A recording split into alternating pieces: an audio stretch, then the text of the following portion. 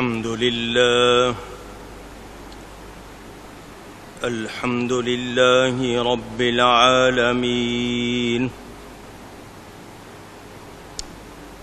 والعاقبة للمتقين والصلاة والسلام على رسوله سيد المرسلين رحمة للعالمين شفيع المذنبين سيد الأولين والآخرين سيدنا ومولانا محمد رسول رب العالمين وعلى آله وصحبه أجمعين. أما بعد فأعوذ بالله من الشيطان الرجيم. بسم الله الرحمن الرحيم. لكل أمة جعلنا منسكا هم ناسكوه فلا ينازعنك في الأمر وادع إلى ربك إنك لعلى هدى مستقيم.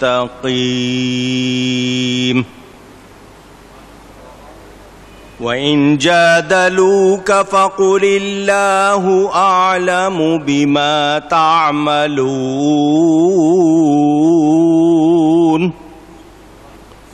اللَّهُ يَحْكُمُ بَيْنَكُمْ يَوْمَ الْقِيَامَةِ فِيمَا كُنتُمْ فِيهِ تَخْتَلِفُونَ. صدق اللہ العلی العظیم. محبت کے ساتھ ایک مرتبہ دروشی پڑھ لیجئے. اللہم صلی علی سیدنا و مولانا محمد معدن الجود والکرم وآلہ وصحبہ وبارک وسلم. الصلاة والسلام علیک یا رسول اللہ. الصلاة والسلام عليك يا حبيب الله.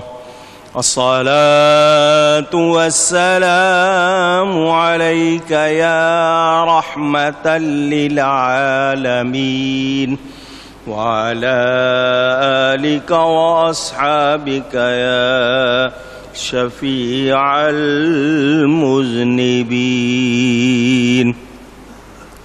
حمد و صلات کے بعد قرآن کریم کی سورۃ الحج کی تفسیر کا بیان جاری ہے. مہینہ بھی حج کا ہے، عید کے دن ہیں، اور اس کا کچھ حصہ گزشتہ جو میں بیان کر چکا ہوں. اللہ فرماتا ہے ہر امت کے لیے ہم نے عبادت کے قاعدے بنا دیے کہ وہ ان پر چلے، تو ہرگز وہ تم سے اس معاملے میں جھگڑا نہ کریں اور اپنے رب کی طرف بلاؤ، بے شک تم سیدھی راہ پر ہو. اس حوالے سے بدیل یا بدیل ابن ورقہ، بشر ابن سفیان، ان لوگوں نے مسلمانوں سے کہا تم عجیب لوگ ہو، جس جانور کو تم مارو اس کو حلال کہتے ہو اور جسے اللہ مارے اسے حرام. ان کے جواب میں اللہ تعالی کی طرف سے یہ آیا اور وہی ہے جس نے تمہیں زندہ کیا، پھر تمہیں مارے گا، پھر تمہیں جلائے گا، بے شک آدمی بڑا ناشکرا ہے اور ہر امت کے لیے ہم نے عبادت کے طریقے قاعدے مقرر کیے۔ اس حوالے سے الزامی جواب بہت سے ہیں، زبان اجازت نہیں دیتی کہ وہ جواب مسجد میں ان لوگوں کو سناؤں، تاہم علماء نے اس کے حوالے سے بہت کچھ جواب دیے۔ ہمارا کہنا یہ ہے کہ ہم اپنی طرف سے عبادت کے طریقے مقرر نہیں کرتے۔ ہمارے جتنے بھی احکام ہیں وہ اللہ تعالی اور اس کے رسول صلی اللہ علیہ وسلم کے عطا کیے ہیں۔ اس قسم کے مسائل ہر اس دین میں تھے جو اللہ کی طرف سے آیا، تو یہ اعتراض وہ صرف مسلمانوں پر کیوں کرتے؟ مثلا کچھ لوگوں کو تکلیف ہے، مسلمانوں کے خلاف کوئی نہ کوئی بات کرنا چاہتے ہیں، میرے پیارے نبی پاک صلی اللہ علیہ وسلم پر اعتراض، دین کے احکام پر اعتراض۔ کچھ لوگوں نے یہ کہا کہ نبی نے زیادہ شادیاں کیوں کی، ان کی زیادہ بیویاں کیوں تھی؟ یہ اعتراض کرنے والے عیسائی، یہودی یا ہندو ہیں۔ اگر وہ واقعی اپنے آپ کو عقل مند سمجھتے ہیں تو میں عیسائیوں سے بھی سوال کر سکتا ہوں، یہودیوں سے بھی سوال کر سکتا ہوں۔ حضرت داؤد علیہ السلام کی 99 بیویاں تھیں، ان پر اعتراض کیوں نہیں کرتے؟ حضرت سلیمان علیہ السلام کی بیویوں کی تعداد سینکڑوں میں بتائی جاتی ہے، ان پر اعتراض کیوں نہیں ہے؟ ہندوؤں کے کریشن کی کتنی عورتیں تھیں، اس پر اعتراض کیوں نہیں ہے؟ اللہ کے نبی پر اعتراض کرنے والا جاہل بھی ہوتا ہے اور اصلی نہیں ہوتا۔ سمجھ گئے اصلی کا مطلب؟ حلالی نہیں ہوتا۔ میرے پیارے نبی پاک صلی اللہ علیہ وآلہ وسلم نے زیادہ نکاح کیوں فرمائے؟ میں اس کا جواب ٹیلی ویژن پر بھی دے چکا، کتابوں میں بھی لکھا ہے۔ آئیے تھوڑی سی جھلک دکھا دیتا ہوں۔ دنیاوی ظاہری عمر شریف 25 برس کی ہوتی ہے تو پہلا نکاح اس خاتون سے فرماتے ہیں جو 2 مرتبہ کی بیوہ ہے، اور گنتی کے لحاظ سے اس کی عمر 15 برس زیادہ۔ آپ 25 برس کی عمر کو عین شباب کا عالم کہتے ہیں، بھرپور جوانی۔ اس میں نکاح کس خاتون سے کرتے ہیں؟ جس کی عمر 15 برس زیادہ ہے گنتی میں، اور 25 برس اس کے ساتھ ہنسی خوشی گزارتے ہیں، 6 اولادیں ہوتی ہیں، کوئی شکایت نہیں ہے۔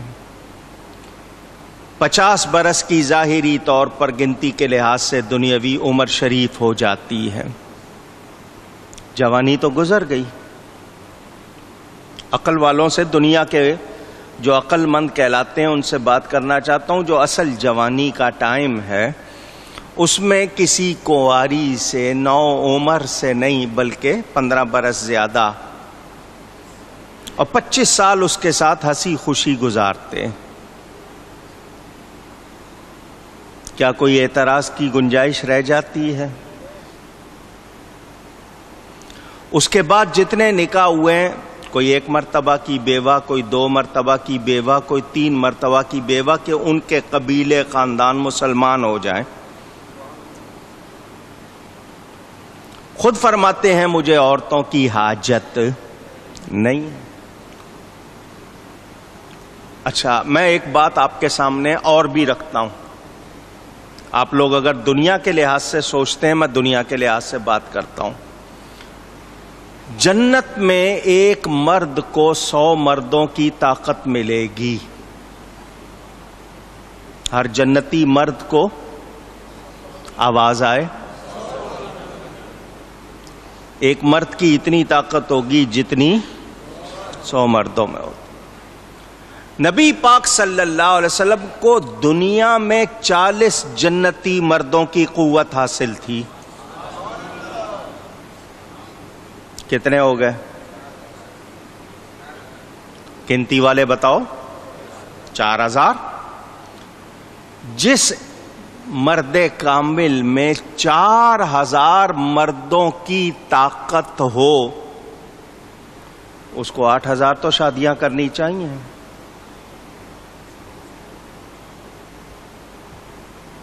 سمجھنے کے لیے، یہ صرف سمجھنے کے لیے باتیں کر رہا ہوں۔ ایک شخص کی طاقت ہے 20 روٹیاں کھانا، اور وہ کھائے 2، تو اس نے کم کھائیں یا زیادہ؟ اونچی گئی ہے۔ 4000 مردوں کی قوت ہے، نکاح کیے صرف چند، کم کیے یا زیادہ؟ کم کیے۔ یہ عقلی طور پر بھی میں ان کو جواب دے رہا ہوں۔ اور کوئی نکاح اپنی رغبت کے لیے، معاذ اللہ یہ جو لفظ ہیں دنیا کے، تو کہنے بھی نبی کے لیے میرے پاس گنجائش نہیں ہے کہ عورتوں کا شوق ہو۔ معاذ اللہ وومنائزر کا لفظ استعمال کرتے ہیں لوگ، سوچنا چاہیے ان کو۔ مجھے صرف اسی بات کا جواب دے دو کہ 25 برس کی عمر میں 40 برس کی عمر کی عورت سے نکاح کرتے ہیں اور 25-26 سال اس کے ساتھ ہنسی خوشی گزارتے، کوئی شکایت نہیں ہے۔ لاؤ مثال کہیں سے۔ ایک نکاح کیا ہے کنواری لڑکی سے جس کا پہلے نکاح نہیں تھا، وہ حضرت سیدہ عائشہ صدیقہ رضی اللہ تعالی۔ اگر کنواری سے نہ کرتے تو لوگ کہتے نبی نے کنواری سے نہیں کیا، لہذا کنواری سے نکاح نہ کرو، جب بھی کرو بیوہ سے کرو۔ تو وہ اعتراض کرنے والے جو کہتے ہیں نہیں دیکھو تمہارے اسلام میں یہ حکم ہے، یہ حکم ہے، یہ حکم ہے، میں ان اعتراض کرنے والوں سے پوچھنا چاہتا ہوں، اگر اعتراض میں تم واقعی اپنے آپ کو دیانتدار سمجھتے ہو تو صرف مسلمانوں پر کیوں کرتے ہو؟ تمہارے یہ اعتراض حقیقت کیا رکھتے ہیں؟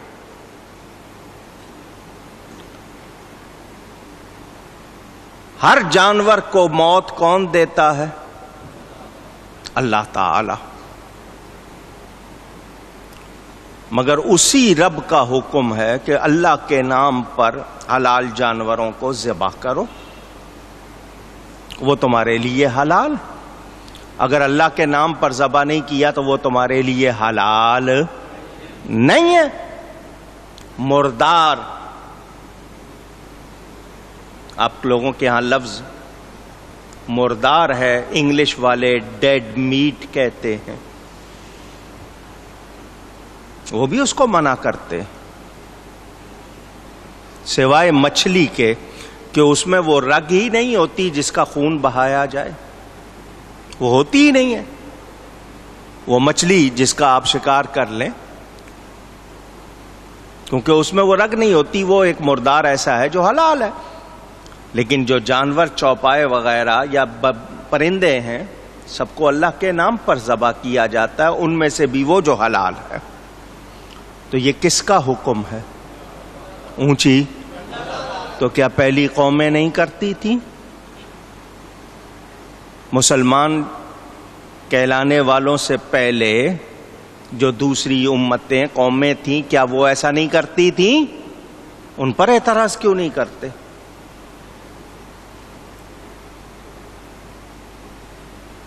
یہ لوگ اعتراض کرنے والے، ہم ان سے سوال کرتے ہیں،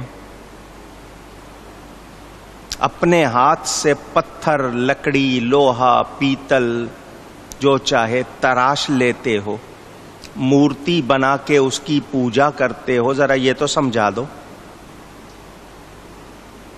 جتنی مورتیاں ہیں سب ایک جیسی ہیں؟ پوچھ رہا ہوں، ان میں جس طرح کی یہ شکلیں بناتے ہیں سب ایک جیسی ہیں؟ جس نے جیسی بنا لی، کوئی لکڑی کی بنا رہا ہے، کوئی پتھر کی بنا رہا ہے، کوئی پیتل کی بنا رہا ہے، کوئی لوہے کی بنا رہا ہے، کوئی سونے کی بنا رہا ہے، کسی کا ناک کیسا، کسی کے کان کیسے، جیسے چاہے بنا لی اور تم نے اس کو پوجا شروع کر دی۔ ذرا اس کے بارے میں تو بتا دو، یہ کون سی عقل بندی ہے کہ اپنے ہاتھ سے تراشی ہوئی چیز کو پوجنا؟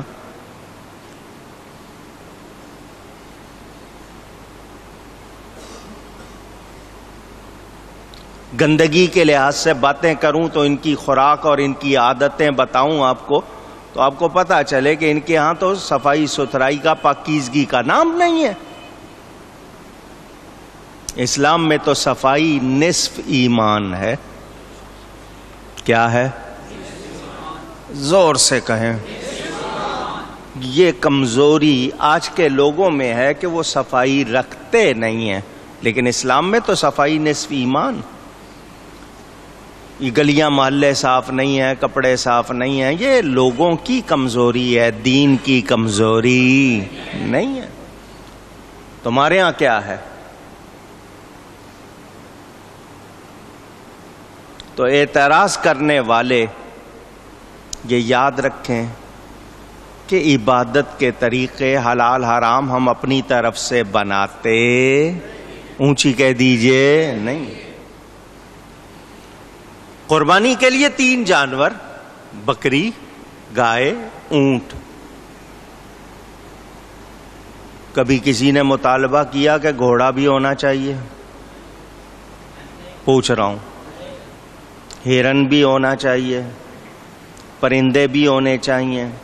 جن علاقوں میں یہ جانور نہیں ہوتے ہیں وہاں جو ہوتے ہیں وہ ہونے چاہیے۔ کبھی کسی نے کہا کیوں؟ اللہ کی طرف سے ہے، نبی کی طرف سے ہے، خود ہم بنا سکتے نہیں۔ ہمارے عبادت کے طریقے، ہم نماز پڑھتے ہیں، روزہ رکھتے ہیں، زکوٰۃ دیتے ہیں، حج کرتے ہیں، کس نے بتایا ہے؟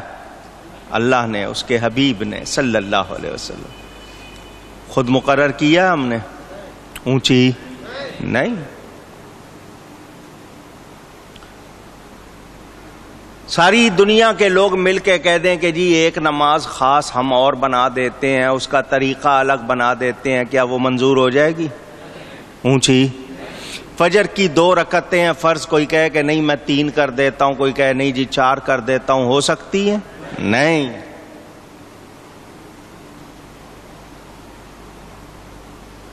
تو ہماری عبادت کے جتنے طریقے ہیں سب کس کے دیے ہوئے ہیں؟ اونچی کہیے، اللہ تعالی کے۔ اور ہم اگر جانوروں کو ذبح کرتے ہیں، حلال جانور جتنے ہیں ان کو اگر ذبح کرتے ہیں تو اپنی طرف سے ہمارا کوئی قانون نہیں ہے، یہ سب کس کے دیے ہوئے ہیں؟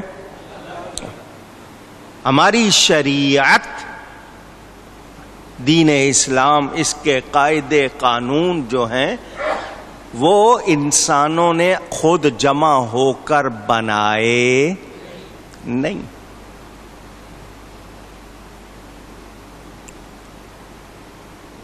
تورات اور انجیل جس حالت میں بھی آج موجود ہے، اصل حالت میں تو ہے نہیں۔ صحف آسمانی تورات بھی چھپی ہوئی ملتی ہے، انجیل 5 قسم کی ملتی ہے۔ کتنی؟ 5 ورژن۔ برناباس کو تو مانتے ہی نہیں ہیں، باقی رہ گئے 4۔ وہ برناباس والی اگر پڑھ لیں تو اس میں تو ساری باتیں نبی کی تعریف میں لکھی ہوئی ہیں، میرے نبی کا ذکر ہے، بہت زیادہ، اس لیے وہ اس کو تو مانتے نہیں، باقی رہ گئے 4۔ ہر 100 سال کے بعد وہ تبدیل ہو جاتی ہے۔ پرانی بھی رکھی ہیں لوگوں کے پاس، نئی بھی رکھی ہیں۔ اچھا کمال دیکھیں، سمجھنے والے کے لیے بہت آسان۔ پاکستان میں جو پڑھ رہا ہے وہ اردو میں پڑھ رہا ہے، انڈیا میں جو پڑھ رہا ہے وہ ہندی میں پڑھ رہا ہے، انگلینڈ میں جو پڑھ رہا ہے وہ انگلش میں پڑھ رہا ہے، جاپان میں جو پڑھ رہا ہے وہ جیپنیز میں پڑھ رہا ہے، چائنا میں جو پڑھ رہا ہے وہ چائنیز میں پڑھ رہا ہے، ناروے میں جو پڑھ رہا ہے وہ نارویجن میں پڑھ رہا ہے۔ اصل کون سی ہے؟ پوچھنا چاہتا ہوں، اصلی زبان کون سی ہے جس میں وہ اتری ہے؟ انجیل تو یہ تو سارے تمہارے بنائے ہوئے ہیں، اصل کہاں ہے؟ اچھا اعتراض کرتے ہیں لوگ 100 سال کے بعد اس میں تبدیلی کرنے والے تم کون ہوتے ہو؟ اگر تمہارے نزدیک آسمانی کتاب ہے تو تم تبدیل کیسے کر رہے ہو؟ تورات دیکھ لیں، میں صرف اندازہ کرنے کے لیے کچھ صفحے میں نے پلٹے تورات کے جو بازار میں ملتی ہے، نبیوں کے نام سے وہ کام لکھے ہوئے ہیں جو آپ میں سے کسی کے نام سے لگا دیں تو خون کھول جائے۔ گناہ، فلانے نے یوں کیا، فلانے نے یوں کیا، معاذ اللہ۔ میں نے کہا یہ آسمانی کتاب ہے؟ فلانے نبی نے اتنے قتل کیے، فلانے نبی نے اتنے زنا کیے، معاذ اللہ۔ ارے نبی تو معصوم ہوتا، نبی کے ساتھ گناہ کا کوئی تصور نہیں ہو سکتا۔ جو لگاتا ہے وہ انسان ہی نہیں ہے، وہ جانور ہے، جانوروں سے بھی گیا گزرا۔ اور تم کہتے ہو یہ اس کا ریئل ورژن کہاں ہے؟ نہیں معلوم۔ دنیا بھر میں جتنی بائبل، انجیل کو بائبل کہتے ہیں، جہاں موجود ہے، مختلف ورژن ہے، الگ الگ۔ تم پوری دنیا میں 6 سمتیں ہیں نا، آگے پیچھے دائیں بائیں اوپر نیچے، 6 سمتیں۔